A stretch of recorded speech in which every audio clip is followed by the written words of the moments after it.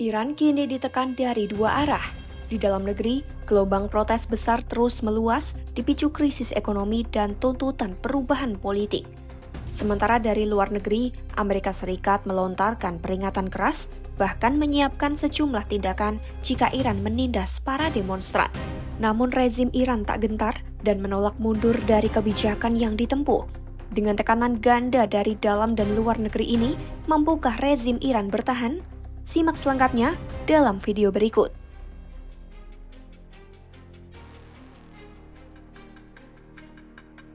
Aksi protes besar melanda Iran sejak akhir Desember 2025 lalu. Demonstrasi ini awalnya dipicu krisis ekonomi, melemahnya nilai mata uang, serta lonjakan harga kebutuhan hidup. Seiring waktu, tuntutan tidak lagi sekadar soal ekonomi, tetapi berkembang menjadi kritik terhadap pemerintahan Iran yang menyebar ke puluhan kota. Awalnya Presiden Iran Masoud Pezeshkian mengajak demonstran berdialog dan menolak kekerasan. Namun, pemimpin tertinggi Iran Ayatollah Ali Khamenei dan pejabat lain kemudian mengambil sikap jauh lebih keras. Khamenei menegaskan rezimnya tidak akan mundur menghadapi gelombang protes yang terus melanda negara itu. Ia juga memberi isyarat akan ada tindakan lebih keras terhadap para demonstran. Khamenei menyebut ada kelompok yang sengaja membuat kerusakan. Dalam pidatonya, ia menuduh para pengunjuk rasa bertindak untuk menyenangkan Presiden AS Donald Trump. Aksi protes itu dinilai didalangi oleh musuh asing, khususnya AS dan Israel. Menurut pemerintah Iran, warga yang protes soal ekonomi tidak akan merusak negaranya sendiri. دیشب در تهران در بعضی جایی دیگه یه مش تخریبگر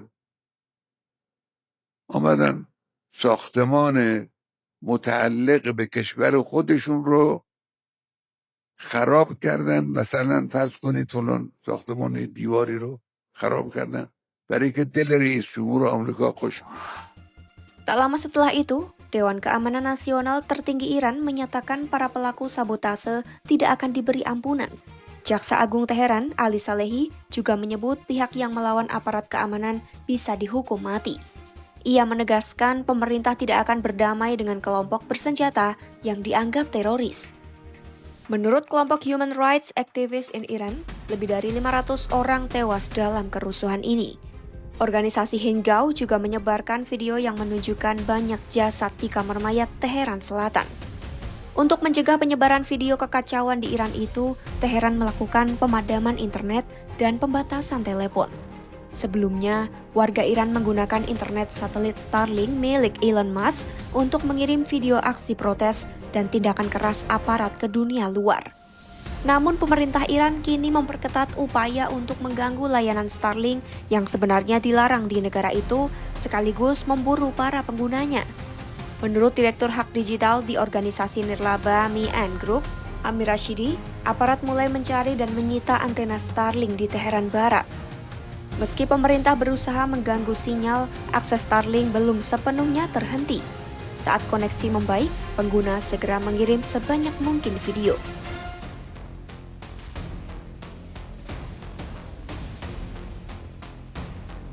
Menteri Luar Negeri Iran Abbas Araghchi menjelaskan Iran tidak ingin perang, namun pihaknya siap jika konflik terjadi. Ia bahkan menyebut Iran kini lebih siap dibandingkan perang sebelumnya. Walau begitu, Iran menyatakan tetap terbuka untuk negosiasi yang adil dengan posisi setara dan saling menghormati. Iran menegaskan kembali, mereka tidak pernah meninggalkan meja perundingan, namun menolak negosiasi yang tidak adil. Pernyataan ini muncul setelah Trump memperingatkan Washington bisa turun tangan jika terjadi penindasan terhadap para demonstran. Trump juga mengatakan para pemimpin Iran telah menghubunginya dan menyatakan keinginan untuk berunding. Meski ada sinyal diplomasi, bentuk negosiasi masih belum jelas, terutama karena pembahasan soal program nuklir Iran sempat berhenti. Di tengah tekanan ini, rezim Iran harus meredam amarah warganya tanpa mengorbankan sistem yang mereka pertahankan. Menurut analisis Reuel Marc Gerecht dan Ray Taki dalam opini The Wall Street Journal, ketegangan antara generasi tua revolusioner dan generasi muda yang mendambakan perubahan kini menjadi ancaman eksistensial bagi rezim. Rezim Iran dinilai belajar dari kejatuhan Shah Pahlavi di 1970-an. Saat itu, konsesi dan pelonggaran aturan justru memperkuat gerakan oposisi. Khamenei berpandangan kelunakan kecil bisa berujung pada tuntutan yang lebih besar. Namun, perang besar yang menghantam Iran pada Juni 2025 lalu mengguncang kekuatan rezim. Proyek jangka panjang Khamenei yang mendorong Iran ke ambang senjata nuklir, membangun jaringan proksi dan menantang AS serta Israel mengalami kemunduran. Kondisi ini memperlemah posisi politik dalam negeri. Pemerintah kini menawarkan pelonggaran sosial termasuk soal aturan hijab. Presiden Masoud Pezeshkian menyerukan pendekatan lebih lembut dalam penegakan moral. Ketua Parlemen Muhammad Khalibaf juga meminta demonstran diperlakukan dengan kedermawanan. Namun protes terus membesar yang awalnya berasal dari keluhan pedagang akibat nilai rial yang jatuh, kini berubah menjadi seruan menentang rezim. Sejarah menunjukkan rezim Iran biasanya bertahan dengan cara keras jika merasa terancam. Menurut Garage dan Taki, jika pendekatan lembut gagal, maka tindakan keras akan kembali diterapkan. Risikonya, kekerasan keras justru bisa memicu protes yang lebih besar dan radikal. Iran pun terjebak di antara tekanan dalam negeri, ancaman internasional, ekonomi yang melemah, dan kepemimpinan yang goyah. Iran menunjukkan sikap tidak gentar di tengah tekanan dari AS dan gelombang protes di dalam negeri.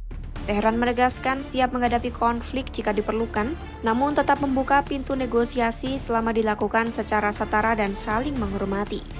Meski rezim masih terlihat kuat, tekanan ekonomi, dampak perang, serta kemarahan publik menjadi ujian berat bagi kelangsungan kekuasaan.